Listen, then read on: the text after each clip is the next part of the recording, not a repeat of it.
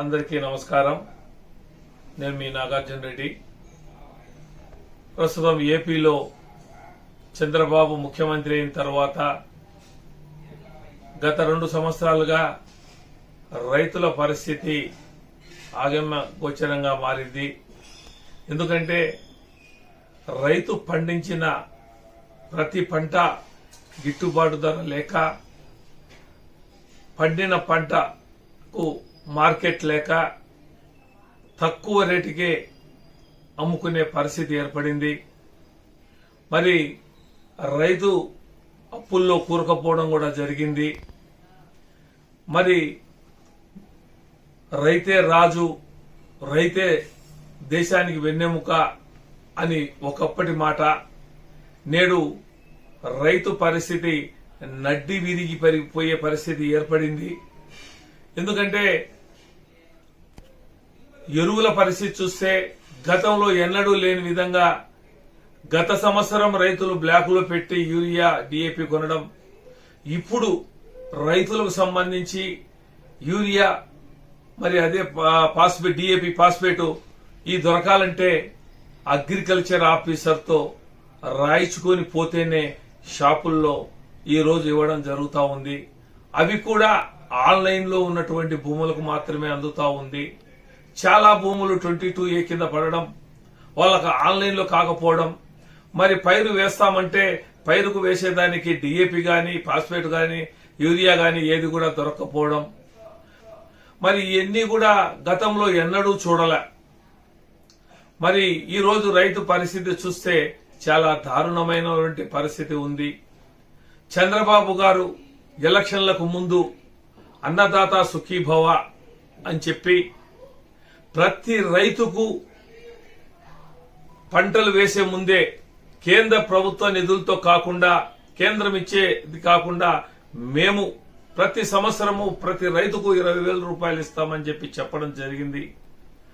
మరి చెప్పడమే కానీ మొదటి సంవత్సరం పూర్తిగా ఏ ఒక్కరికి ఇవ్వలేదు. మరి తర్వాత సంవత్సరం, 2వ సంవత్సరంలో రైతులకు సంబంధించి అన్నదాత సుఖీభవకు కేవలం 14,000 రూపాయలు మాత్రమే ఇవ్వడం, అది కూడా దాదాపు 7 లక్షల మంది రైతులకు ఇవ్వకపోవడం.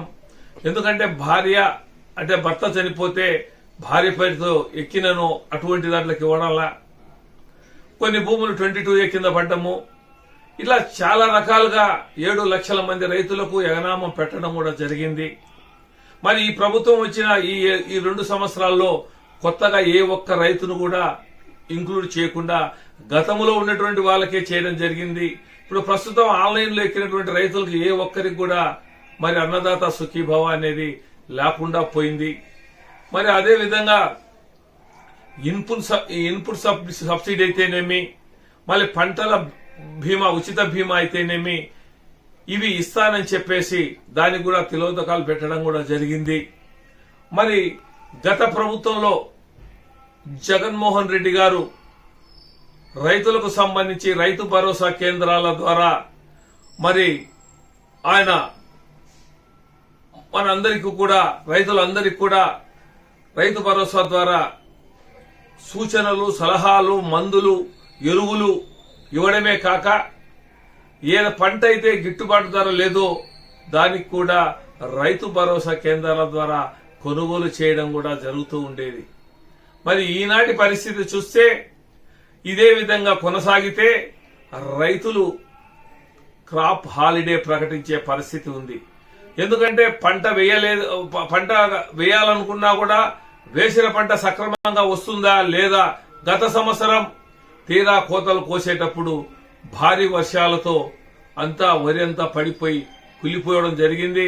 ఆ తడిసిన ధాన్యాన్ని ఎవరు కూడా కొనుగోలు చేయగా 1,000-1,200 రూపాయలకు అమ్ముకోవడం కూడా జరిగింది.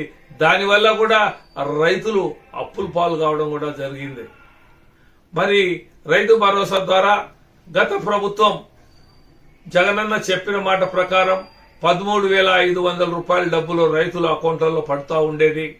మరి కొత్తగా ఆన్లైన్ ఎక్కినటువంటి వాళ్ళకు కానీ, భర్త చచ్చిపోతే భార్య పేరుతో ఉండేటువంటి వాళ్ళకు కానీ వెంటనే వాళ్ళందరినీ కూడా ఎక్కించి ప్రతి సంవత్సరం కూడా వాళ్ళను నమోదు చేస్తూ ఉండేది. మరి ఈనాటి పరిస్థితి చూసాం. రైతు పండించిన ప్రతి పంటకు గిట్టుబాటు ధర లేదు. గతంలో దివంగత ముఖ్యమంత్రి రాజశేఖర రెడ్డి గారు అనేవారు, చంద్రబాబు కరువు రెండు కూడా కమల పిల్లలు, వాళ్ళిద్దరూ కూడా ఒకటే అని చెప్పేసి అని చెప్పడం జరిగింది.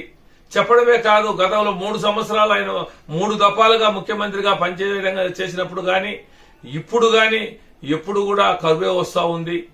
అతివృష్టి లేకుంటే అనావృష్టి అని చెప్పేసి ప్రజలందరికీ కూడా ఈ రోజు అర్థమవుతా ఉంది.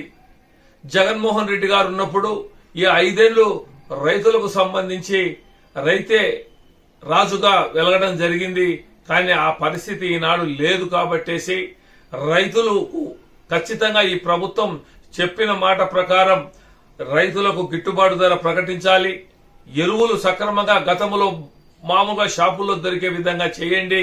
ఈ రోజు ఆన్లైన్ లో లేనివంటి వాళ్ళు 22లో ఉన్నటువంటి భూములకు సంబంధించి వాళ్ళు పైరు వేసుకోవాలంటే ఎలా వేసుకుంటారు?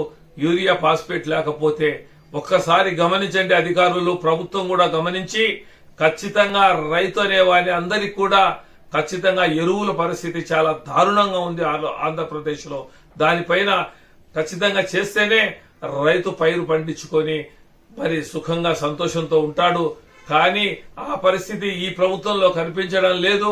మళ్లీ జగనన్న ఎప్పుడు ముఖ్యమంత్రి అవుతాడా, ఎప్పుడు వస్తారా అని చెప్పేసి ప్రజలు ఎదురు చూస్తూ ఉన్నారు. కాబట్టేసి ఈ మధ్యనే జగన్ గారు పొగాకు దానిపైన అక్కడ ఉన్నటువంటి రైతుల దగ్గరికి పోతే అక్కడ కూడా ఆయన పోయి వచ్చిన తర్వాత 15 రూపాయల కేజీకి పెంచడం కూడా జరిగింది. కాబట్టేసి రైతును పట్టించుకొని ప్రభుత్వం ఏ ప్రభుత్వం కూడా మనగజాలదు. కాబట్టేసి రైతు మళ్లీ సుఖంగా సంతోషంగా ఉండాలంటే రైతుకు సంబంధించినటువంటి ఎరువులు, మందులు, మరి విత్తనాలు అన్ని కూడా ప్రభుత్వం సప్లై చేయాలి సబ్సిడీతో అని చెప్పేసి నేను తెలియజేసుకుంటూ, మరి నాగార్జున రెడ్డిగా మాజీ ప్రభుత్వ సలహాదారునిగా నేను తెలియజేస్తూ సెలవు తీసుకుంటున్నాను. నమస్తే, జై హింద్.